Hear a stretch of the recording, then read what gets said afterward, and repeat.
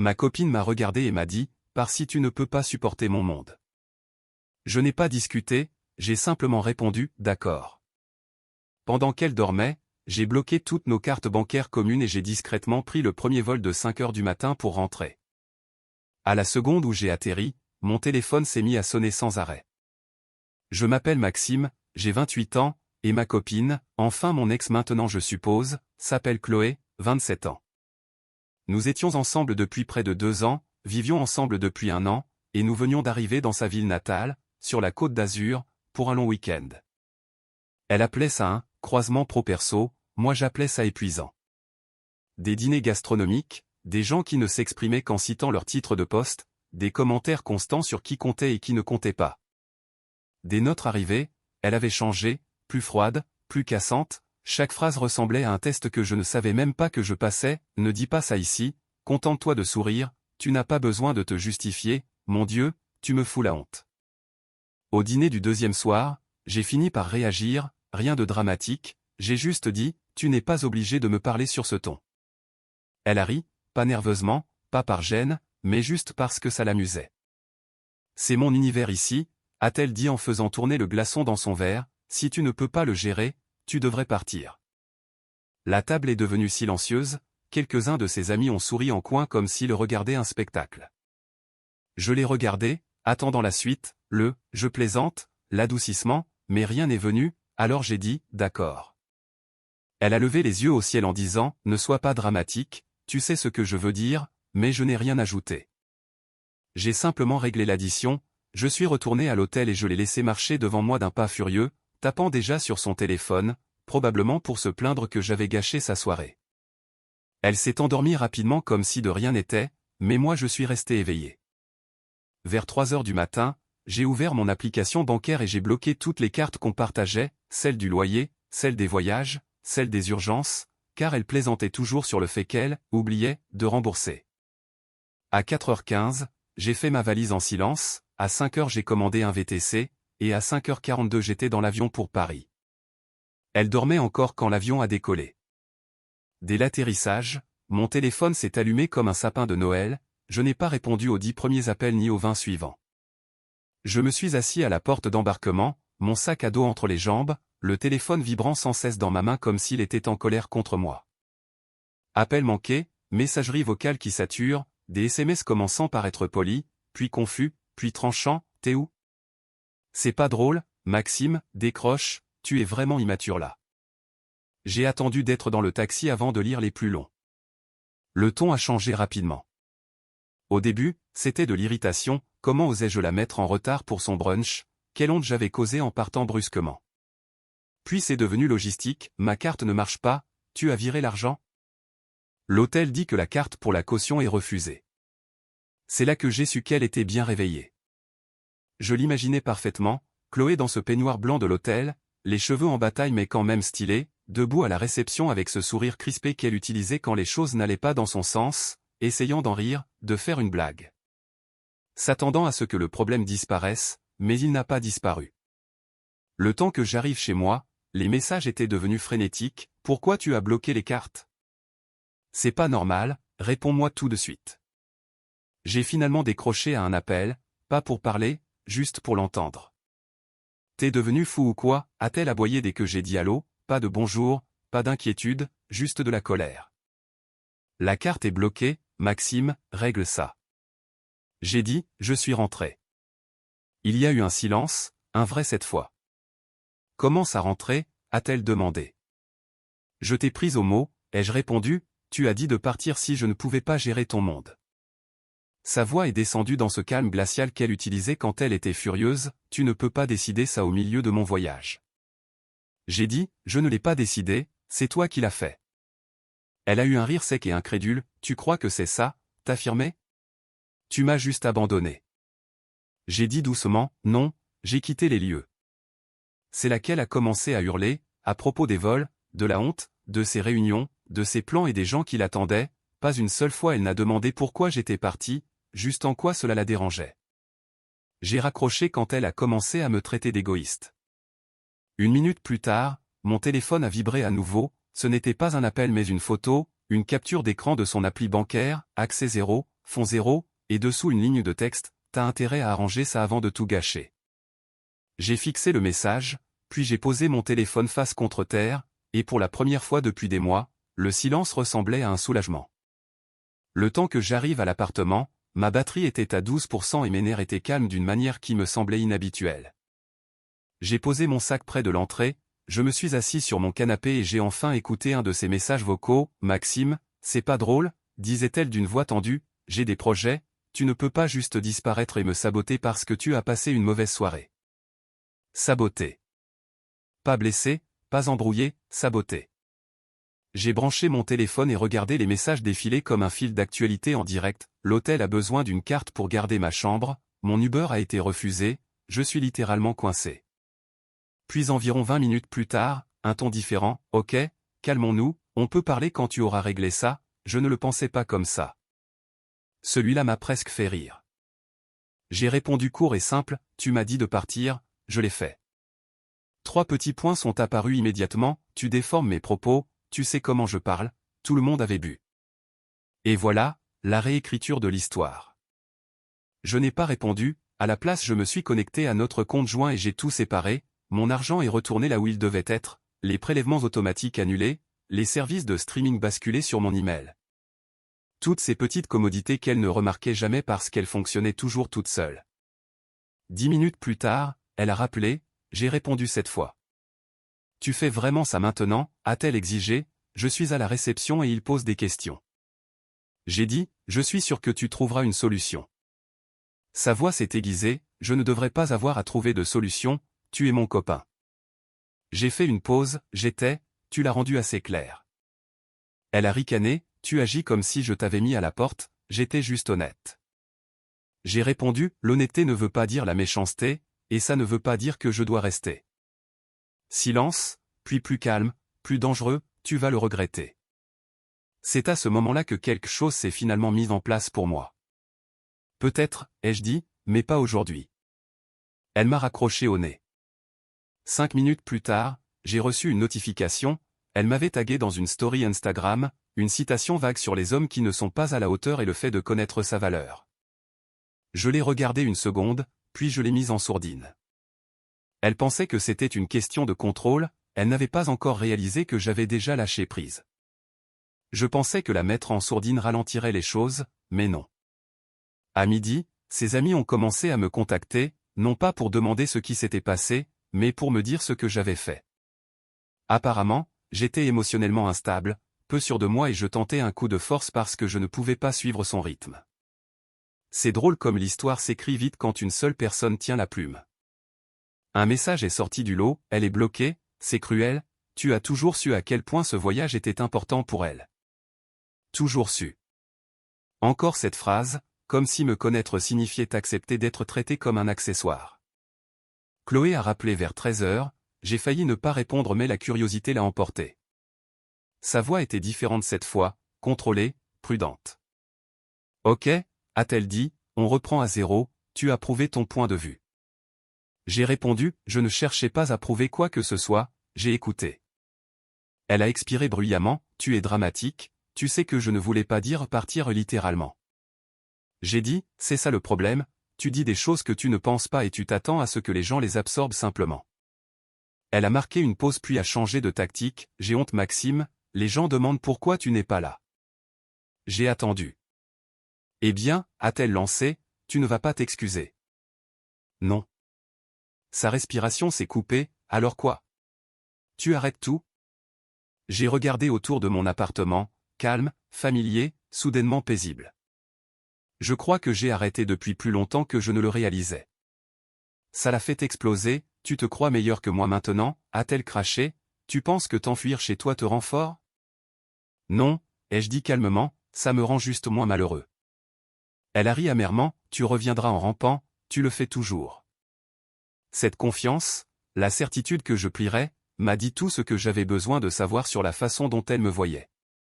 J'ai ajouté, je ne bloque pas les cartes pour toujours, je ferme l'accès partagé, tu devras gérer tes propres dépenses.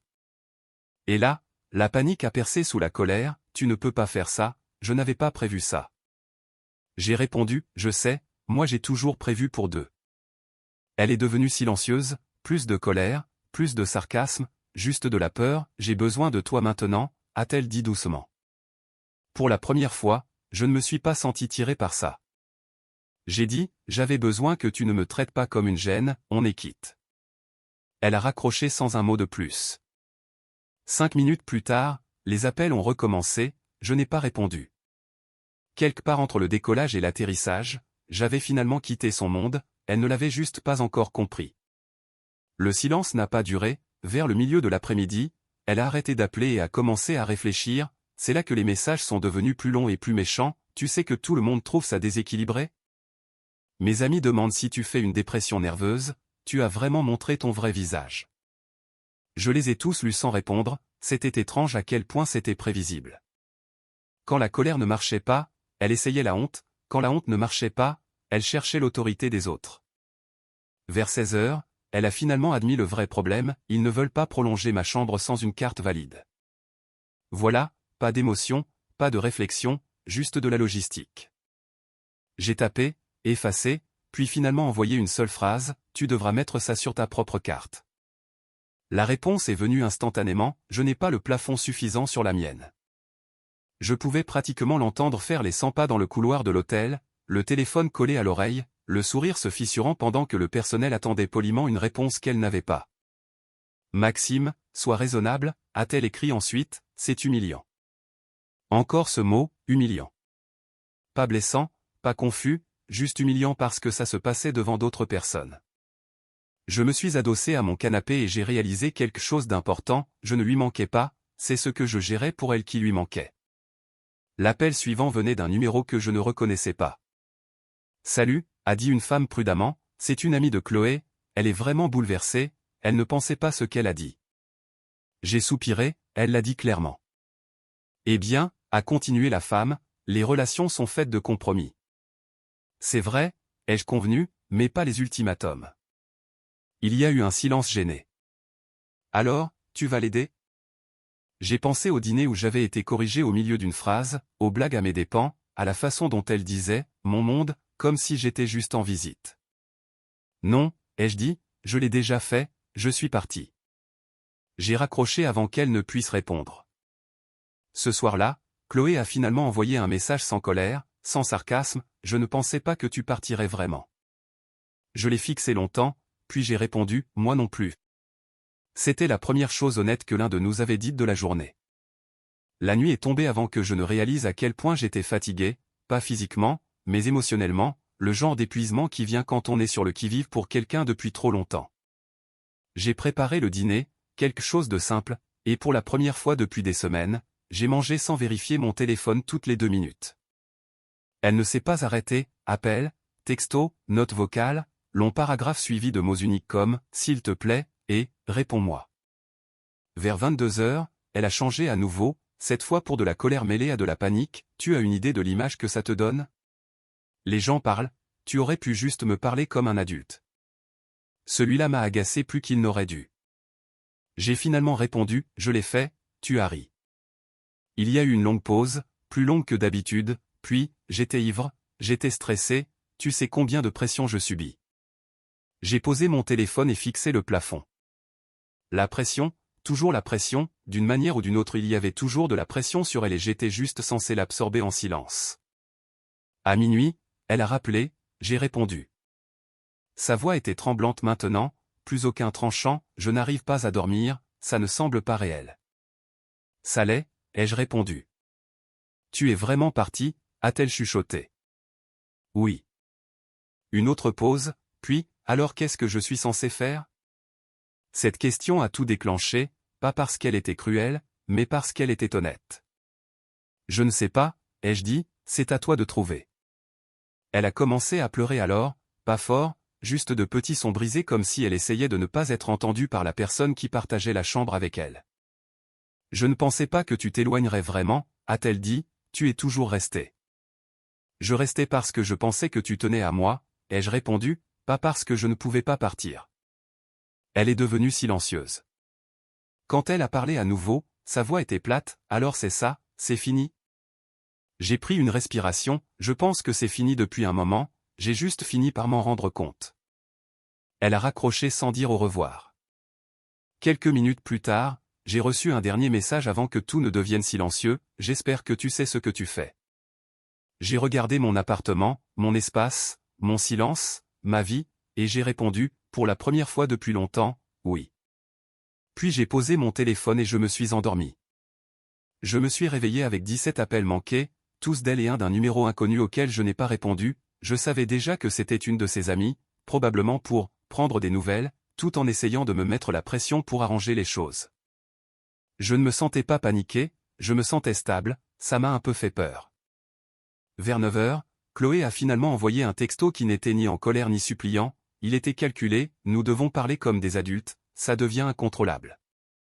Je l'ai regardé en buvant mon café, l'ironie m'a presque fait m'étouffer. Nous avions parlé, elle n'avait juste pas aimé le résultat. J'ai répondu, on l'a déjà fait, tu m'as dit de partir, j'ai écouté.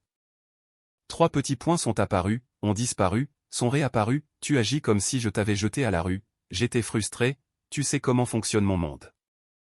Encore ça, mon monde. J'ai tapé lentement, ton monde n'avait pas de place pour moi à moins que je reste silencieux. Sa réponse est venue vite, c'est faux, tu ne pouvais juste pas suivre, tu as toujours pris les choses personnellement. J'ai ressenti cette irritation familière, puis je l'ai regardé passer, c'est drôle comme les insultes deviennent impuissantes quand on n'essaie plus d'être choisi. 1 heure plus tard, elle a envoyé une note vocale, j'ai failli ne pas l'écouter mais la curiosité a gagné. Sa voix semblait fragile, je suis toujours là, j'ai dû changer pour une chambre moins chère, tout le monde continue de demander où tu es, c'est humiliant. Toujours humiliant, toujours une question d'apparence. Je ne pensais pas que tu ferais ça, a-t-elle ajouté, tu as toujours eu besoin de moi plus que je n'avais besoin de toi. Celle-là a piqué, mais pas de la façon dont elle l'entendait. J'ai répondu, c'est ce que tu te disais pour ne pas avoir à faire attention à moi.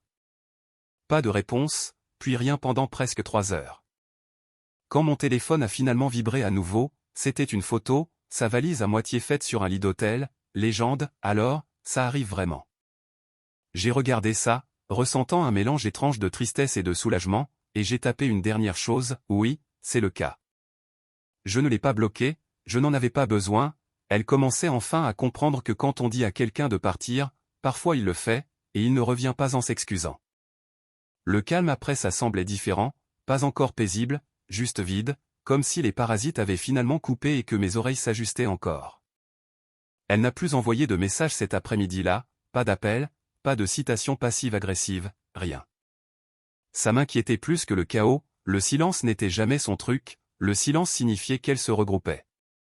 Vers 19 heures, j'ai enfin eu de ses nouvelles, j'ai parlé à ma mère. Bien sûr qu'elle l'avait fait. Elle dit que tu es dramatique et que tu me punis au lieu de communiquer. J'ai fixé l'écran, sentant cette envie familière de m'expliquer, de justifier, d'apaiser les choses, mais j'ai laissé passer. Puis un autre message, mais elle a aussi demandé pourquoi je t'avais dit de partir si je ne le pensais pas. Celui-là m'a fait me redresser. Je n'avais pas de réponse, a-t-elle ajouté. Je l'imaginais arpentant cette chambre d'hôtel, rejouant le dîner, les mots, le ton qu'elle avait utilisé parce qu'elle avait l'habitude que ça passe, habituée à ce que j'avale les couleuvres pour qu'elle n'ait pas à le faire. Elle a appelé quelques minutes plus tard, j'ai répondu. Je ne pensais pas que ça irait aussi loin, a-t-elle dit doucement. Ça n'a pas été loin, ai-je répondu, c'est juste aller là où tu l'as pointé. Elle a soupiré, j'étais en colère, tu m'as fait honte. J'ai failli rire en existant. Tu sais ce que je veux dire, a-t-elle claqué, puis elle s'est reprise, je veux dire, tu ne t'intègres pas toujours. Et voilà, la vérité autour de laquelle elle tournait depuis des mois. Je n'ai jamais demandé à m'intégrer dans ton monde, ai-je dit, j'ai demandé à y être respecté. Elle est restée silencieuse un long moment. Alors, on fait quoi maintenant, a-t-elle demandé finalement. J'ai pensé à mon calme, au fait que je n'avais pas une seule fois souhaité être là-bas pour arranger les choses. Maintenant tu finis ton voyage, ai-je dit, et moi je reste ici. C'est tout, a-t-elle demandé. Oui. Sa voix est tombée dans un murmure, tu ne reviens vraiment pas. Non, j'ai déjà fait ce que tu m'as dit de faire. Elle n'a pas discuté cette fois, elle a juste dit, d'accord, et pour la première fois, on aurait dit qu'elle comprenait vraiment ce que ce mot voulait dire. Le lendemain matin semblait irréel, pas de réveil tôt pour m'aligner sur son emploi du temps, pas de vérification du téléphone dès le saut du lit pour voir si j'avais déjà gaffé pendant la nuit, juste la lumière du soleil à travers mes stores. Un café que j'ai bu lentement au lieu de l'avaler entre deux excuses. Elle ne m'a contacté que vers midi. Quand elle l'a fait, ce n'était pas un appel, c'était un long message, le genre clairement tapé, effacé, réécrit puis envoyé quand même, je rentre demain, nous devons régler la logistique, je ne sais pas ce que tu attends mais je ne peux pas juste faire comme si rien ne s'était passé. Cette dernière ligne m'a presque impressionné, presque. J'ai répondu quelques minutes plus tard, tu devras prendre d'autres dispositions, je ne fais pas semblant non plus. Sa réponse est arrivée vite, donc je ne suis juste pas la bienvenue dans mon propre appartement maintenant. J'ai lu ça 2 fois. Mon appartement, disait-elle depuis des mois, drôle comme c'était soudainement le nôtre, à nouveau. Le bail est à mon nom, ai-je tapé, tu le sais. Elle n'a pas répondu tout de suite. Quand elle l'a fait, c'était une note vocale, tu fais vraiment ça, a-t-elle dit, l'incrédulité revenant après tout ce que nous avions vécu, tu es juste en train de m'effacer. Je ne t'efface pas, ai-je dit quand je l'ai rappelé, je me sépare de toi. C'est la même chose, a-t-elle craqué. Ce n'est pas la même chose, ai-je répondu, effacer c'est prétendre que rien ne s'est passé, moi je me souviens de tout. Elle est devenue silencieuse, puis plus douce, je ne pensais pas que tu te choisirais toi-même. Moi non plus, je n'avais pas prévu de le faire, je suis juste fatigué de te choisir alors que tu ne me choisis jamais. Elle a eu un soupir long et tremblant, alors quoi? Tu as fini? Fini.